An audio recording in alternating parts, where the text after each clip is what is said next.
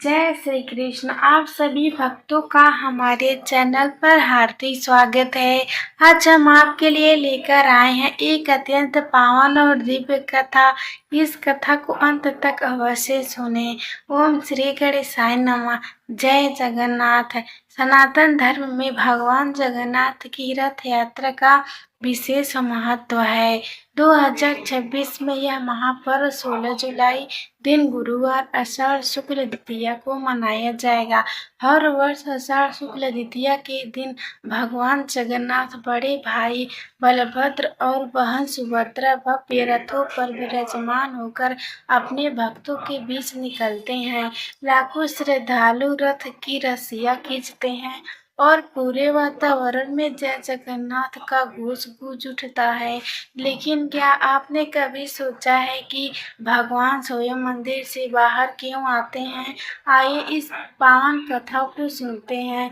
बहुत समय पहले द्वारका नगरी में एक दिन माता रोहिणी तथा देवकी, रुक्मिणी और अन्य रानियों को श्री कृष्ण के वृंदावन की मधुर लीलाएं सुना रहे थे।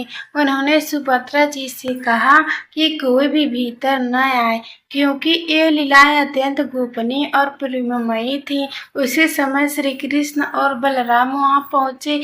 तीनों भाई बहन द्वार पर खड़े होकर वृंदावन की लीलाएं सुनने लगे।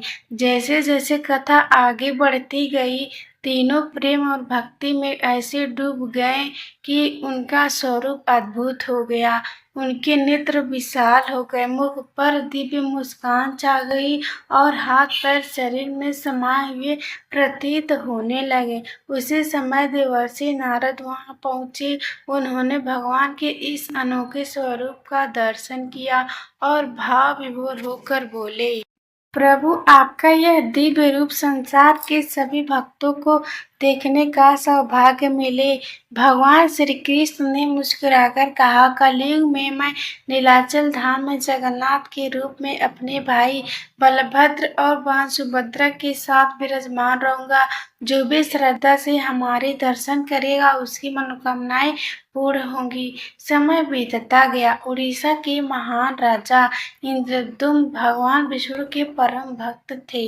वे प्रतिदिन भगवान का स्मरण करते और प्रार्थना करते कि उन्हें प्रभु के साक्षात दर्शन हो। एक रात भगवान ने उनके स्वप्न में आकर कहा, हे राजन, कल प्रातः समुद्र तट पर एक दिव्य काष्ठ मिलेगा, उसी से मेरी प्रतिमा बनवाओ। अगले दिन राजा समुद्र तट पर पहुंचे। वहां सचमुच एक दिव्य लकड़ी तरती दिखाई दी। उसे बड़े सम्मान के साथ महल लाया गया। तभी एक वृद्ध बढ़ई वहां पहुंचे। वह कोई और नहीं, स्वयं भगवान विश्वकर्मा थे। उन्होंने कहा, मैं इन मूर्तियों का निर्माण करूंगा, लेकिन मेरी एक शर्त है, जब तक मैं स्वयं बाहर न आऊं कोई भी द्वार नहीं खोलेगा। राजा ने यह शर्त स्वीकार कर ली। विश्वकर्मा एक कक्ष में जाकर मूर्तियां बनाने लगे। कई दिन बीत गए, बाहर कोई आवाज नहीं आ रही थी। रानी चिंतित हो गई। उन्होंने राजा से कहा, यदि भीतर कुछ अनहोनी हो गई हो तो। राजा भी चिंतित हो उठे। उन्होंने द्वार खोल दिया। जैसे ही द्वार खुला, विश्वकर्मा अदृश्य हो चुके थे। सामने भगवान जगन्नाथ, बलभद्र और सुभद्रा की दिव्य मूर्तियां थी, लेकिन उनके हाथ और पैर पूर्ण रूप से निर्मित नहीं थे। राजा दुखी होकर रोने लगे। उसी समय आकाशवाणी हुई, हे राजन, शोक मत करो, यही मेरी दिव्य स्वरूप है। कलयुग में मैं इसी रूप में पूजे जाने की इच्छा रखता हूँ। राजा ने उसी स्वरूप में भगवान की स्थापना करवाई। तब से पूरी धाम में भगवान जगन्नाथ अपने भाई बलभद्र और बहन सुभद्रा के साथ विराजमान है। समय के साथ भगवान ने एक और दिव्य संकल्प लिया। उन्होंने कहा, मैं वर्ष में एक बार स्वयं अपने भक्तों के बीच जाऊंगा। जो किसी कारणवश मंदिर नहीं आ सकते, उन्हें भी मेरे दर्शन का अधिकार है। इसी संकल्प से रथ यात्रा की शुरुआत हुई। विशाल लकड़ियों से हर वर्ष 3 रथ बनाए जाते हैं। भगवान जगन्नाथ का रथ नंदी घोष, बलभद्र का ताल ध्वज और माता सुभद्रा का दर्पदलन कहलाता है। जब भगवान रथ पर विराजमान होते हैं तो सबसे पहले पुरी के गजपति महाराज स्वर्ण झाड़ू से रथ के चारों ओर सफाई करते हैं। इस परंपरा को छेरा पहरा कहा जाता है। इसका संदेश है कि भगवान के सामने राजा और प्रजा सभी समान हैं। इसके बाद लाखों भक्त रस्सियां पकड़कर रथ को खींचते हैं। ऐसा माना जाता है कि श्रद्धा और भक्ति से रथ की रस्सी खींचने वाला भक्त भगवान की विशेष प्राप्त करता है। रथ यात्रा के दौरान भगवान गुंडीचा मंदिर पहुंचते हैं, जिसे उनकी मौसी का घर माना जाता है। वहां वे कुछ दिनों तक विश्राम करते हैं। इन तीनों भक्तों को भगवान के अत्यंत निकट जाकर दर्शन करने का अवसर मिलता है। कहा जाता है कि भगवान अपने भक्तों से मिलने स्वयं घर घर जाना चाहते हैं, इसीलिए वे मंदिर की सीमाओं से बाहर निकलते हैं। कुछ दिनों बाद भगवान पुनः अपने मुख्य मंदिर लौटते हैं। इस वापसी यात्रा को बहुधा यात्रा कहा जाता है। बहुधा यात्रा के समय भी भक्त का उत्साह देखने योग्य होता है। हर ओर भजन कीर्तन और जयघोष सुनाई देता है।